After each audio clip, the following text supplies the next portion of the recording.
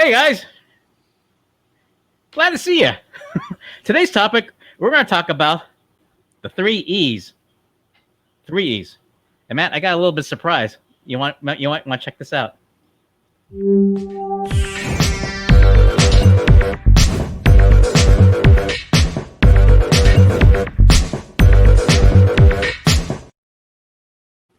That production value was so good. I think you've set the bar too high. With that, hey everyone, I'm Robert Lee. I'm the executive video producer and founder of Shala Productions, where we create marketing videos, as well as a main focus in creating live streaming videos and services, focusing in the medical and education sector, with a specialty in pop culture. And before I ramble any more, here's my buddy Matt Haas. Hello, Internet. I have a lot of YouTube channels. That's my claim to fame. And I love video production, so that's why I'm here. Yeah, we're just a couple of guys that just love video, I guess is the best way to put it. We do. Yeah, so I figured because Matt was out last week, I thought we have a little bit of fun. And so the topic I thought would be appropriate is about the creativity. And because like last week, my good friend Dave Curtis had a couple of other colleagues to talk about their creative work in creating a video online series that they've been working remotely. And they were amazing, by the way. That was a great group of people. I love creative people, and that was an awesome show. So. Exactly. So when I was glad that you're able to jump on, Matt, and when I saw after the replay about how you play the piano, I'm like, ooh, an idea. I was gonna show like a light bulb, but I don't have one on me. But yeah, I mean, it was just a fun talk last week, and try to keep that momentum of fun into this week's topic, which is, as I mentioned, the three E's. And I threw the link on the comment section about what the three E's are, and they are educational, entertainment, and enlightenment. Depending on how you look at it, I mean, technically you could use. I forget, Matt. What was the two words you used? The same description. Enlightenment seemed similar to educational. So in my mind, it's you go to learn something, or you go to be entertained, or both. And I guess enlightened is kind of similar to learning. Similar, but yeah. Exactly. Well, to your point, I saw a lot of articles posted. They always use, best things come in three.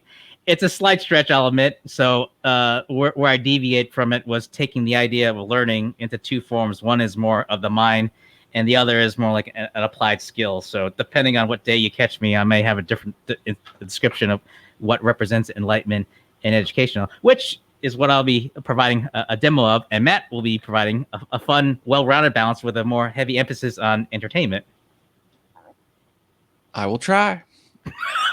which is a little bit of foreshadowing of the of what's behind Matt there. So let's see. My television's blown out. I'm using a different inferior camera today, so I apologize, but I will make up for it during the entertainment portion. Here's a better logo. Just pretend this logo is on the television. Well, that works.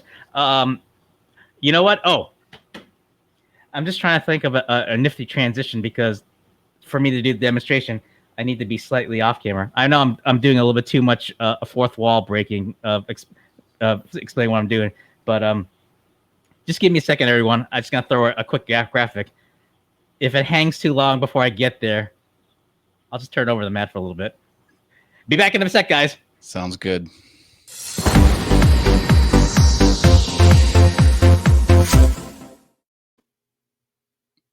I want more music. Put the bumper back on. Boom, boom, boom, boom, boom, boom, boom, boom, boom, boom, boom, boom, boom.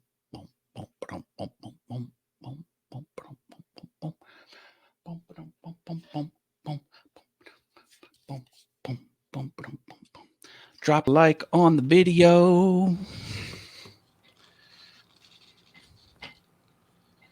All All right, he's getting ready. As they say, we're live! We've been live for 5 Okay, minutes. so part of the section about educational and enlightenment is just the whole idea of just being creative with your live streaming. Now, because we're all isolated and remote, and a lot of people are using live streaming videos, whether it's for marketing or entertainment, it's just a matter of just trying to find creative ways to at least get out of the office in my case. So what I did was I used a series of connections, and if you'll just bear with me, I think something just kind of, if you pardon the language, it crapped out on me. Your What it library is is that amazing.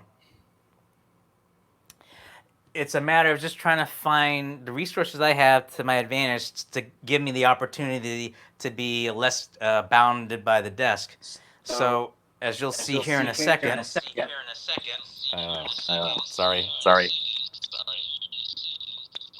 What I've done here is I have my mobile phone connected through Wi-Fi to be able to show a behind-the-scene look as to what setup I have here. And I apologize for the echo, for the fact that I think I'm picking up audio from a lav mic here that I'm using to be able to break away from the office so you can hear me. Because as Matt and I had talked in an earlier episode, I don't know if it's the first or second one, where we talk about if you had a choice between great audio or great video.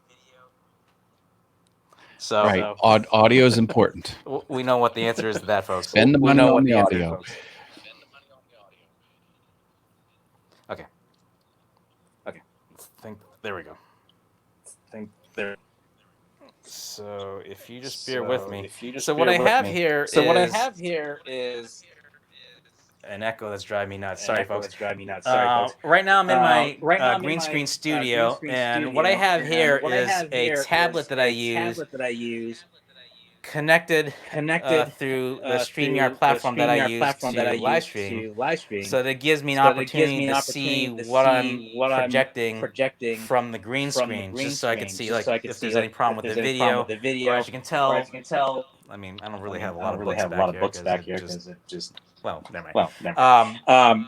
It'll give me an opportunity to see like how the image is looking, and right above that is the Sony camera that I'm using that is projecting right here that you're seeing through the camera, which is right in front of me. And I'll just kind of like slink over here. That this is the command central to the green screen. So you can see my mat right there, and on the upper left is the camera, the Sony that I mentioned earlier, tied into the laptop to be able to project what we're seeing here, which is the identical camera that I use for in the office. Now the reason why I'm showing this, well, I mean, part is just that it's always fun to share with people, but the idea is just that there are a lot of ways to try to find ways to be creative in your live streaming, and that's to give a little bit of a different look as to like what you're showing to the public, because I think we're all kind of a heavily visual medium that anytime you have an opportunity to try different things with different look or different setup, it's always a fun thing. And I think in some ways it provides a little bit of a jolt to the production, or at least the type of content you're posting, just because it's the idea of just getting out of that monotony where sometimes if you look or say things the same way, people kind of tune out. And so if you try different things to try to liven things up, well, I know like books is not exactly a sexy thing to show, but I mean just the idea that it's something to then look at an orange wall, which I won't get into until another topic for that. But yeah, I mean it's just to be able to add a little bit of a variety in your production. I like that you did 1, the green screen, and 2, the remote camera. That was 2 new things out of your comfort zone. I dig it. Yeah. Good job. I was gonna show you the tablet, but I don't know. It just doesn't look flattering. Is the best thing I could put it. Because right now I think it's like right above here, and I forget what tutorial that had posted, but it's just the idea that you don't want to show a camera that's shooting upwards and showing your nose. Right. It's not a good look, folks. So Yeah.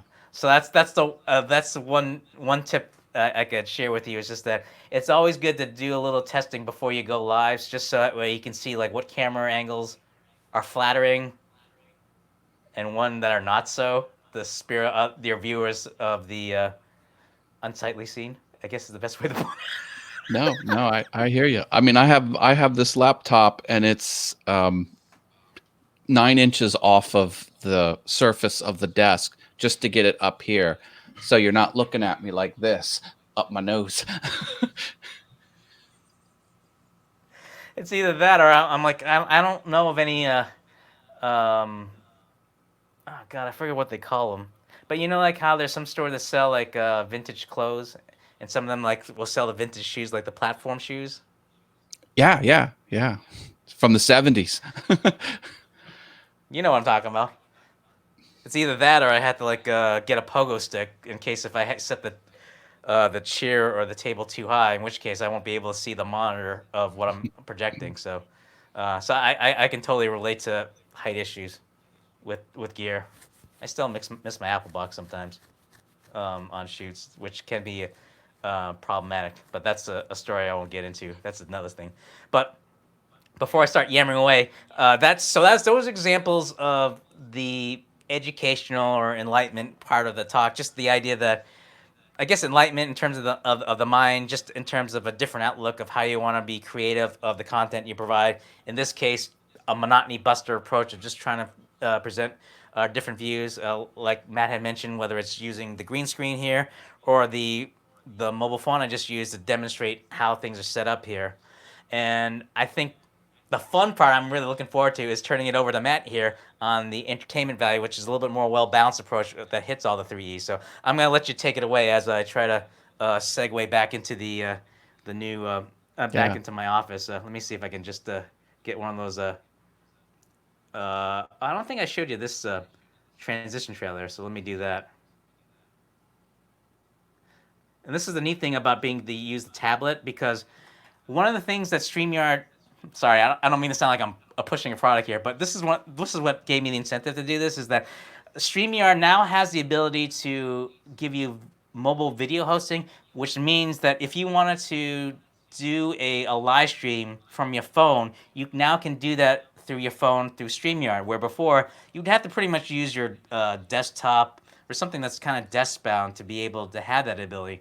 Now you're not chained to your desk anymore. You can just, if you want to do it in your car, you sure as heck can do that. Now that the StreamYard browser tool allows you to be able to do it from your car, from your phone. And so because of that, I was able to tie into my tablet to be able to activate the dashboard so I can do some of the transitions here. So it's almost like being able to have a remote studio production on the fly, and I'm just putting it in different locations so I can do the manual switches, so I can move from one room to another, so that way you don't see me scurrying away. Again, I know it's fourth wall breaking, but it's just a fun tip. So after I say that, let me just throw something over so I can get back, and then we can go into more fun stuff with Matt here. Hang on. Oh, here it is. Hopefully this will last longer. All right.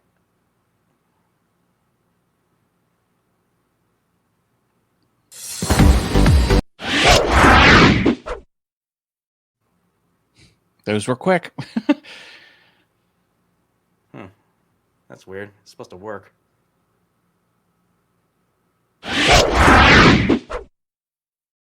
Get up and get over there.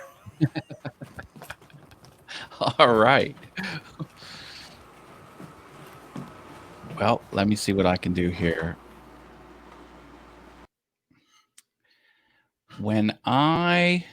Okay. So how about I share my screen and I'll show you a part of a video as to the entertainment value that I try and bake into things. So I'm going to share my screen. You're going to have to put this up approve the screen share, Robert, so people can see it. There we go. So this is the beginning of one of my piano videos, and you'll notice I tap the little head of the stuffed animal here as sort of a fun component. I got a lot of things going on.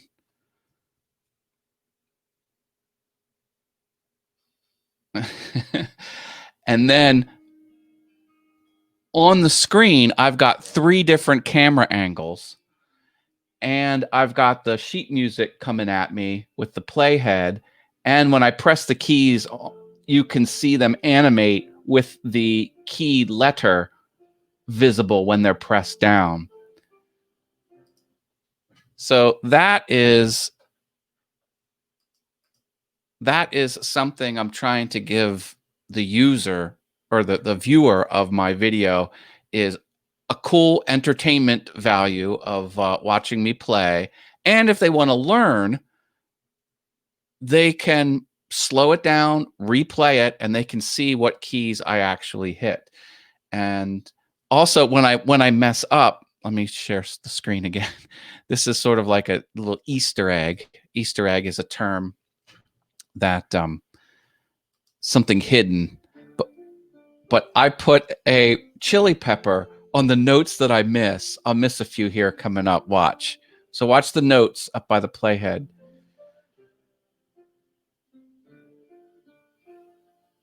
Or maybe I already did miss them. Where are they?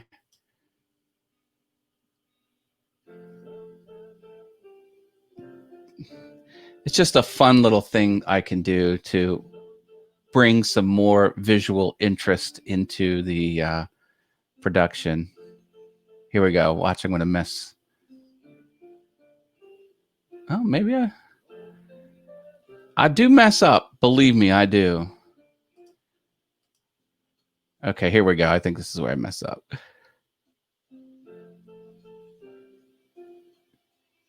There we go. Did you see it?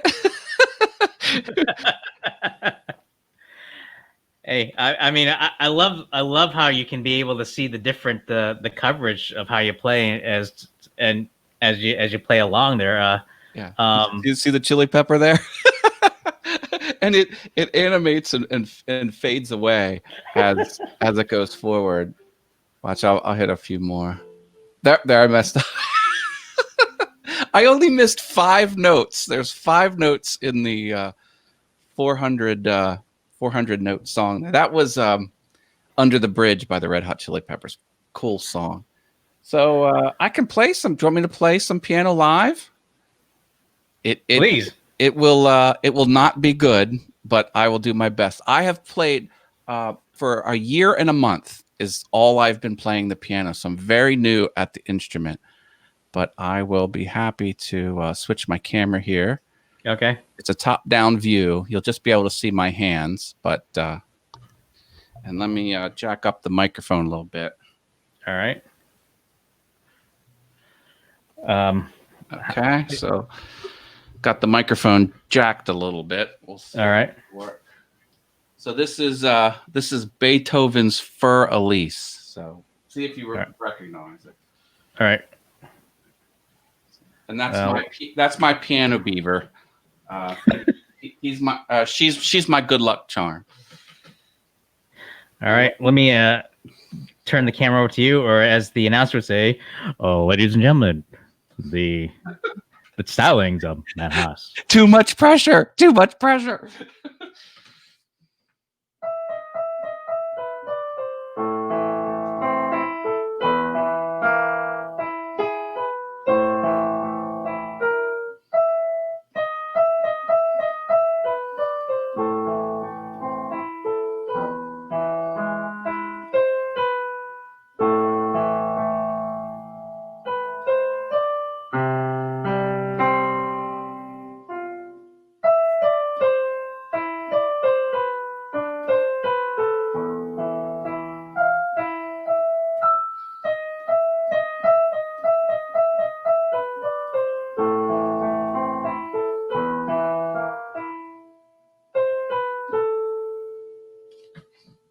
There you go. That's about all I got for you.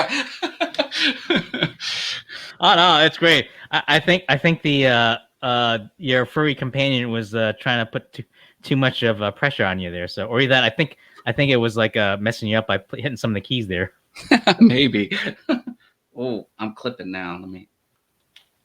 Sorry, you're looking at my bald head while I adjust my microphone. Hopefully, you can still hear me. Oh yeah, And, you're perfect. Okay.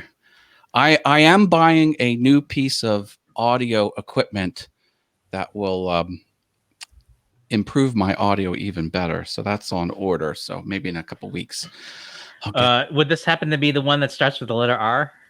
It is. All right. It's the Rodecaster Pro mixer. So, all right, it's a geeky question, but what jumped out about the Rode that you wanted to grab for it? It is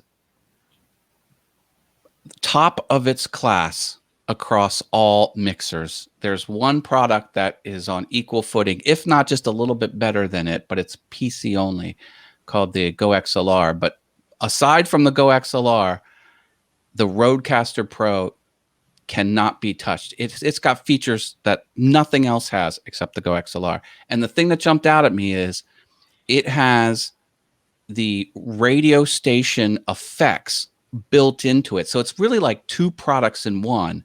Of course, it's the audio to digital interface, but it's also has the Aphex presets in it. Aphex is the aural exciter and big bottom. And I know that big bottom sounds kind of risque, but it is an industry term, and it's a way to give your voice a more full feeling sound, a more full sound, and a deep, low, buttery, smooth sound. And I swear there's demos out there on the internet, because you can toggle all effects on and all effects off with just a push of a button. And when you hit all effects, just the default, oh my goodness, your voice sounds so much better. Like, it is night and day difference. And also, I will be able to see the levels, and it's hard for me to know what's being pushed out to the interwebs when I'm doing a show or being a co-host of a show. So now with this device, I'll be able to see the levels, and I'm going to get the professional compression settings and the Aphex processor settings built into this unit. And that's why I bought it. Very nice. So is it the I keep thinking it's like the Barry White setting is what you're describing, but it really is. It really is. And this mic, don't make no mistake, this is not the most expensive mic on the market, but it is the best mic on the market. Like for I should say the best mic for one actor that's sitting still. So if that's your situation, the Heil PR40, you can't beat it.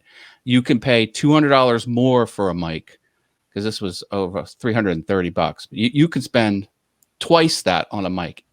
It's not going to be better. This is the best mic for capturing the spoken voice, without a doubt. So, this plus the Rodecaster Pro with the aural exciter and the big bottom and the compression settings. Oh, it's on. It is gonna be on. That's all I gotta say. So I'm excited about it. It's pretty cool. I mean, I had if I was a cartoon character, I'd be doing like a triple take when you're describing it, like aural exciter, big bottom. I mean, come on. These are terms that have been around since the 40s. These are the turn of the century terms that have been around forever. Yeah. Yeah, I just never thought they would come around in the 21st century. So, yeah, it's cool, and it's got a whole slew of other features. It can take 4 microphone inputs. You can jack your phone into it. You can jack a USB device into it. You can jack. It has built-in Bluetooth. So if you have a guest calling in over a phone, you can pump them right in. It's got the buttons to do the sound effects. When you record, you can record the mix, or you can record all 8 tracks separately. That's key. Yeah. And it does everything else you would think a mixer should do, like mix minus. So your guest won't hear their own audio back to them. You're just sending them your audio, and it's got some advanced stuff to it. But really, I got to be honest, I outlaid the cash for the Oral Exciter and the Big Bottom because there is nothing like it on the market. And it is noticeable. Sometimes with audio, you're like, I can't really hear a difference. You can hear a difference. Like it's easily noticeable and better. So do you feel like you're gonna do maybe dabble with pure podcast once you get it, or? Here's the thing. Yes, I could do it. Yes. I think I have the subject matter and to pull it off. I've done podcasts before. I have all the technical know-how. I've even put the MP3 files on Amazon S3 to give them the super fast download. Okay. I've really tweaked the whole thing. I don't know. People, like, you really, really gotta break out in the podcast space. Like, it would have to be exceptional to do well. Like, I feel like a lot of these podcasts just sort of, people subscribe and they'll listen to one or two, and then it's hard. It's hard to turn it into a success. So I don't know if I'm going to go down that route. I do love video. I'm all in on video. I'm up in my video game, my production video space game. Yeah. And I mean, just look at that. I mean, just let me share my screen quick. Yep. Here, like, I've got 7 things on the screen here, and I love that. Oh, you're not. I forgot to put that in. There you go. I mean, that to me is fun. So putting all of this together and doing the editing, and I mean, even at the beginning, I got things sliding around. See how the thing at the top is coming down while I'm sliding, and I don't know. No, I don't think a audio only show is in my future. But I'll tell you what. Yes. I'd be good at it. I'd have fun doing it. I don't know if it would be successful, but it would be a high quality production. And I certainly have the hardware for it. But no, I mean, I love the audio format because, video is sometimes hard for people to consume. They've got to be sitting down with their eyes focused on something in order to consume video. With audio, right, you can do it while you're driving. You can mow the lawn, listen to audio. So it has its advantages, but yeah, I mean, I'm still waiting for because I could see people transitioning from a podcast format to the video format, but the other way around, some of it gets lost because video is so visually based that a lot of times people forget that when they do just purely audio cast, that when they're talking or describing something, like, hey, can I offer you something?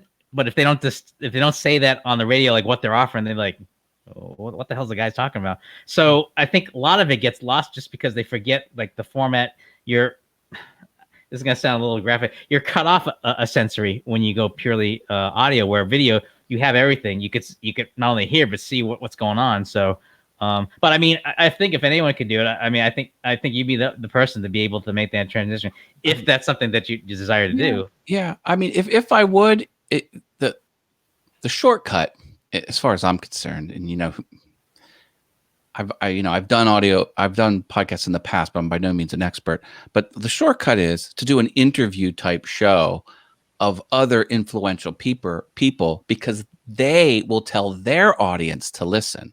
So you'll catch users from the guests that you're interviewing.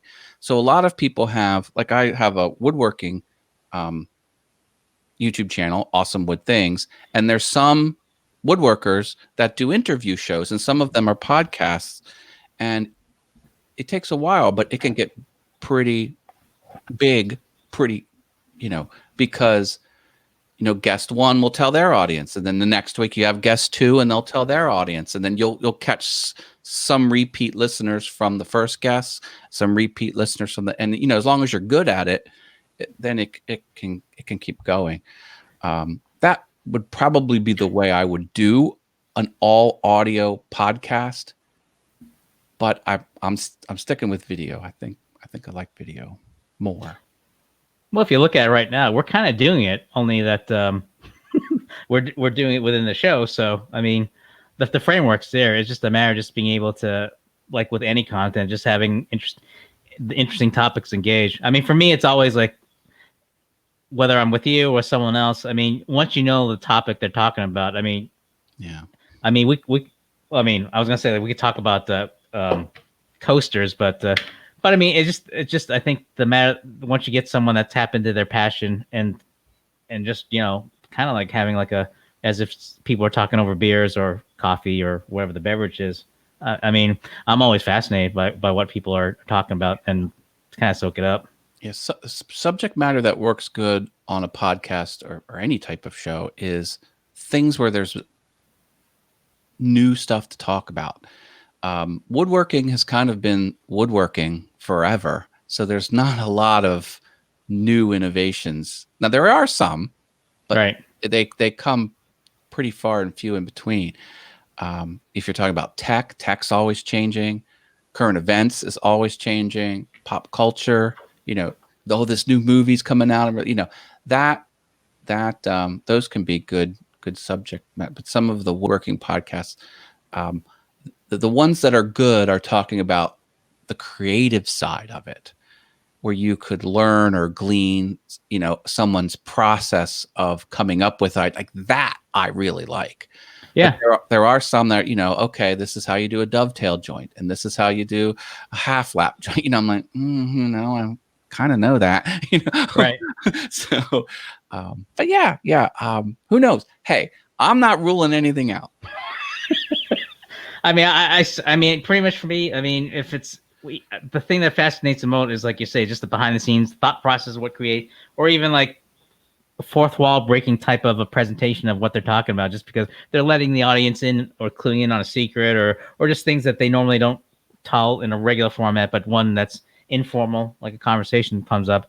That I soaked up. Like, oh God, I'm trying to not sound like a product placement, but have you seen on Disney Plus that they're talking about the different directors or creators within the Star Wars landscape, and it's kind of like it's I think it's indirectly hosted by Jon Favreau and Dave Filoni, and they're talking about like the creation that goes in like the Mandalorians, or even talk about like the Star Wars history, and just to see them like all around. I mean, they're all just pretty much just talking about their work history, but I mean, because like you're talking about something that everyone will know, and you're talking about things out of the context of the work that goes in it. I mean, that's stuff I find fascinating. I mean, just because like it's not going to be like you can see like any of those directors off the street go, "Hey, how'd you make that the graphic going on?" And it'd be like, But I mean, because you're able to sit and watch it. I mean, that's the stuff that I soak up. I mean, if they did like a podcast version of it, I'd still listen to it. Although I have to be careful just because like I don't know. Sometimes like my mind tends to wander as to like how they're talking about it, but that's a subject for of another day. But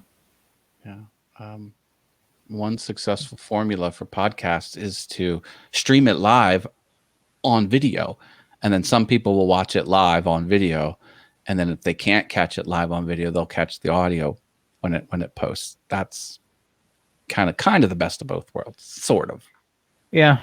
And I think some of the developer, the companies are getting a little bit cognizant of the different forms of media, like whether StreamYard or even vMix. They'll offer formats where you can output the video in just like an audio form. So I've seen people like would try to take a format similar to this and then push out the audio as their podcast. But I think the danger in that is like if they make any reference that requires a visual aid.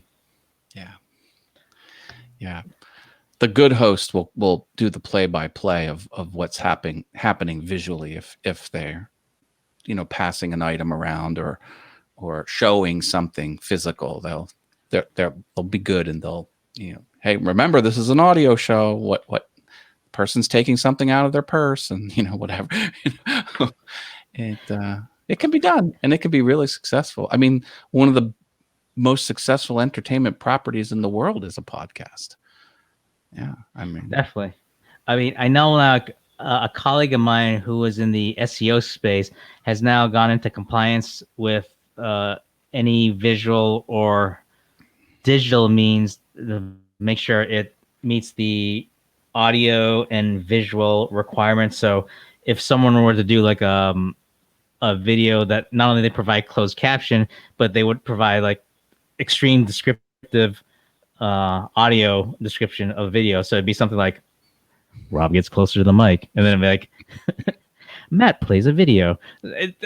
As I'm listening, I'm like, oh wow, I kind of forgot about that there is that such a service. So it's really fascinating, just in terms of like the work goes on as like what they identify, like what's things that they need to regulate, as well as the creation and just what tools are out there. So I know an awful lot about accessibility in media. My full-time job is with a publisher, and yeah, we're all about doing the transcripts, doing the audio transcripts of what you're talking about, you know, the and alternate descriptions, the alt text, the long descriptions, everything. Yeah, closed captioning, all over it. Nope. I gotta be careful when I shake my head too much that the padding of this headphones kind of like slides off, so it digs into my skull. So that's why I'm like, ah! You need your brain. Protect your brain. Huh? I highly recommend having a healthy skull and brain. Hey, that's the name of a podcast right there. Healthy Skull and Brain. Oh my. Well, okay. I think we've moved on from the three E's, folks. So so I think this is probably a perfect time to wrap up. Just a reminder that we still have the links on social media of just either on Instagram, whether it's the NAACP.org or Black Matters Card dot. Oh, hang on. I'm kind of forgetting the link there. Let me get that for you. Is not an obvious URL. It's kind of a little tricky. Exactly. That's why I had to throw it up there. Okay, it's blacklivesmatters.carrd.co and the NAACP.org. Resources there for folks that want to find ways to be able to promote the Black Lives Matter cause. And as well, as mentioned before, if folks that are looking to help the hospitals as well as the medical frontliners with a live stream video, just contact me. Either leave a comment here or contact me at robertl@shalalaproductions.com, and be glad to work out with you as to how we can help to create that live stream video for you. And I think that's everything. I have a course. If you want to learn how to be awesome at YouTube, go to allthingsyoutube.com and click the free preview button. Allthingsyoutube.com. 32 videos on how to be awesome, and they're all for free. For free. Doesn't cost you anything. For free. Oh, so went up from 30 to 32 already? Wow. Yes. Yeah, I published 2 more videos under the free catalog. And I will be putting some premium paid only videos up there that will be $15 to unlock all of the paid ones, and that is in development right now. All right, so folks, you definitely want to check that out, just because there's a lot of, if you pardon the redundancy, helpful content to help you be awesome on YouTube. I couldn't say it better than yourself there, so that's why I'm like, that's the name of the course. Be awesome on YouTube.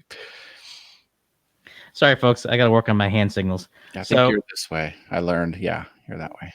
Oh, wait. Nope. There you go. Right. Sorry, folks. I need to work on my hand signals there. But as just as a reminder, it's allthingsyoutube.com if you want to take advantage of Matt's 32 video now. Of his course. It's not to sound like Johnny Carson, but it's a lot of great stuff you want to check out. And again, his If you want to check out the article about what are the 3 E's that we talked about, the links are in the comment.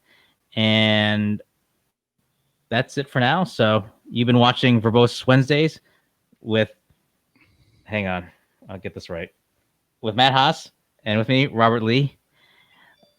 Now I don't forget. Just a program reminder. We're going to be off next week for both the holidays, and I got family obligations. And actually, I do have to work on a project that's going to tie me up. So I think I mentioned this to Matt.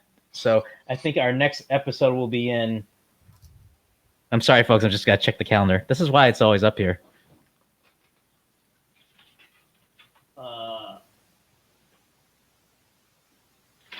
Oh wait, this is June. I gotta change the calendar, guys. Sorry about that. So our next episode will be the end of July, which is July 29th, I believe. I'll post a reminder, folks. So just want to thank you all. Just be safe, stay safe, enjoy the holidays. Matt, I know we'll still continue to talk offline, but if I don't talk before then, have a great happy holiday and Happy 4th. Happy 4th. And I'm sorry, I forgot what I was going to say, but that's it. I stream at 7 p.m. Eastern on Mondays on All Things YouTube if you want to catch those. What he said. So until then, take care, everyone. Oh, sorry, folks. I'm trying to. It's turn it off and back on again. I know. No, I get so many. Oh, man.